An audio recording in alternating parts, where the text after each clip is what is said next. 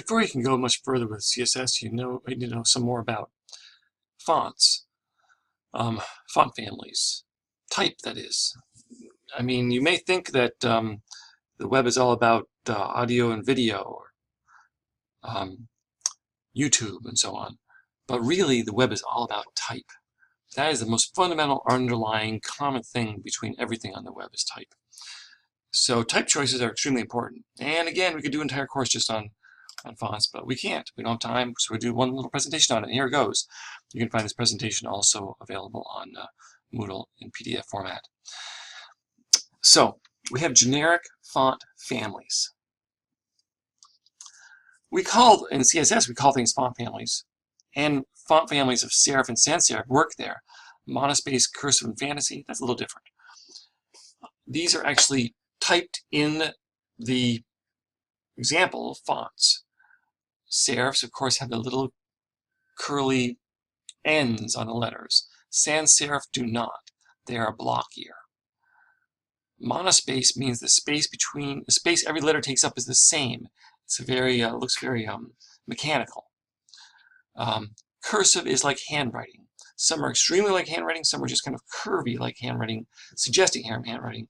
And fantasy fonts, that just means strange fonts, probably meant to be used in very specific situations.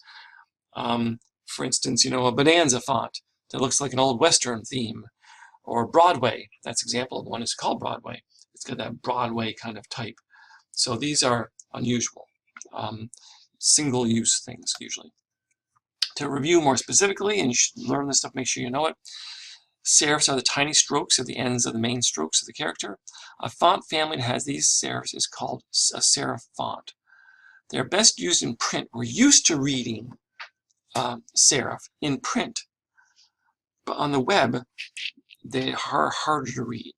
Most monitors don't have the resolution to display these little curly ends, these feet, these tiny strokes properly. That's why we use them carefully, rarely, only for certain distinctive purposes on the web.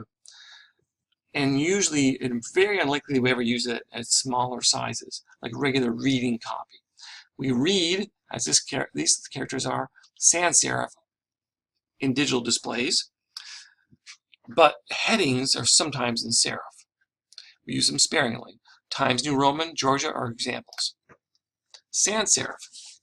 A font family that doesn't have serifs is called sans serif. And there is an S in there. Sometimes people forget that. There is an S in there. And another S, yes. Sans serif. That means they're blockier. They're easier to read online, on digital displays. Even at smaller sizes, they don't have the problems that serifs do. This is your workhorse font. This is what most of, and perhaps all of, your websites will be sans serif type. Some common examples: Arial, Verdana, Helvetica. Monospace, as I said, it's very mechanical, taking up the same amount of space per each letter, as opposed to other fonts where a capital M takes up a lot more space than a lowercase I. Where you might use them, but use them sparingly. One of the issues also is that although Courier might be pretty common, it's harder to find monospace fonts that all computers have. So, and that's one of the issues, is if the computer that is viewing your website doesn't have a font, and you use that font, it's going to go to a default, or it's going to look through a font stack that you have to provide to find a replacement. And it's harder to find replacements for monospace fonts. Cursive, also called script fonts, members of this family imitate handwriting, best used for decoration. They're difficult to read. You would never put paragraphs in a cursive font. The other problem is that many script fonts are special, and they aren't found on all computers. So you have to use this with caution. If you really need a special script font, you might try a web font. You can read about those in your textbook, or you might build the font into an image. So use these sparingly. Comic Sans, Edwardian are examples. Fantasy, also called decorative or novelty, these should also be used only for titles and headings, and probably only as a web font or as an image. The substitute fonts for fantasy fonts could be really strange, could make your page completely unreadable. So you use these very carefully. If you read, as I said, if you need one, you should probably try a web font or build the font into an image. Impact, Broadway, Stencil are examples of them. So when you think about fonts, you have to think about readability.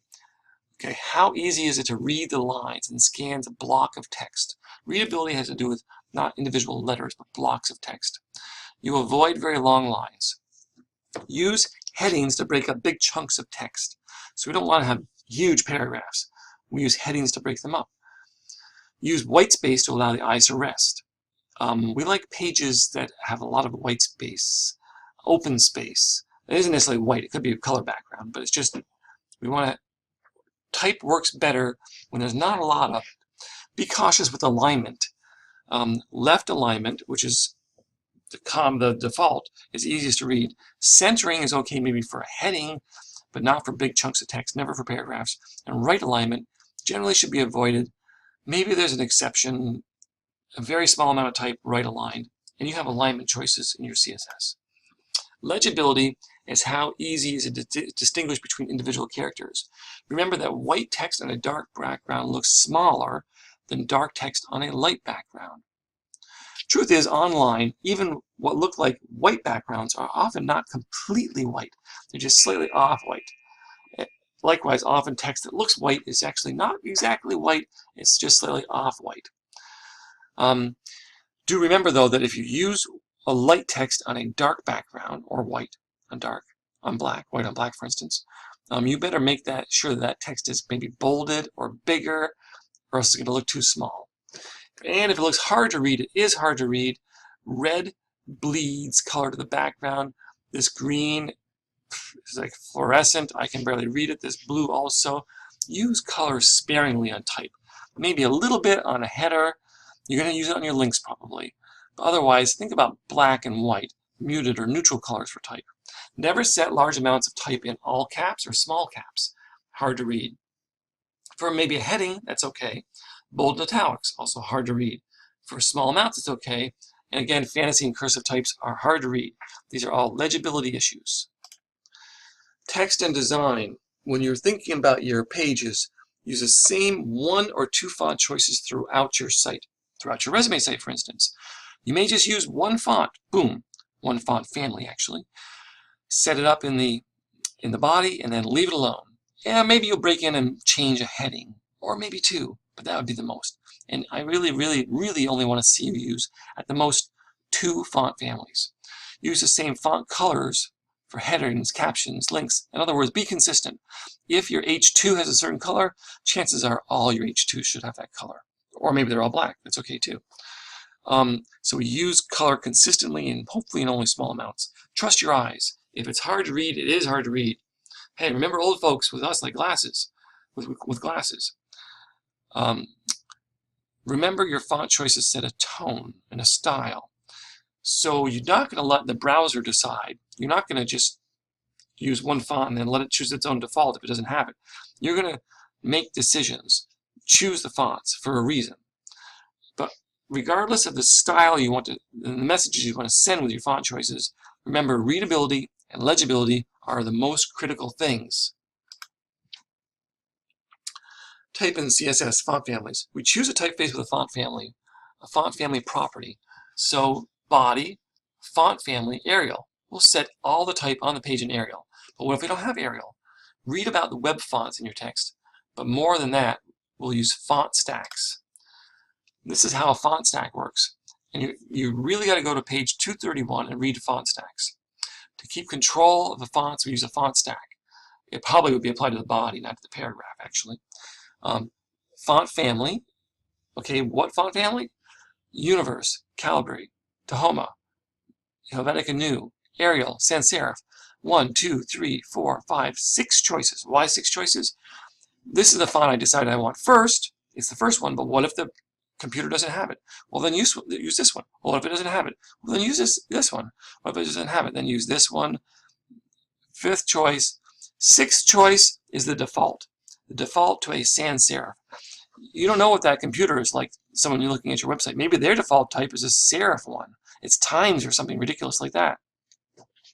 Well, you absolutely don't want that if you want a sans serif. So you always use font stacks. For the entire body, you use one, and then if you change fonts later, like for a heading, you use another font stack. And I really suggest you use the font stacks on this page. And look at the grammar, the punctuation involved here. If it's a single name font and a real name font, it's just capitalized, separated by commas. If it's a two-word font, but still a named font, it's capitalized, but it has to be in quotation marks. And the comma goes outside the quotation marks, which is terrible, of course, but is the way CSS works.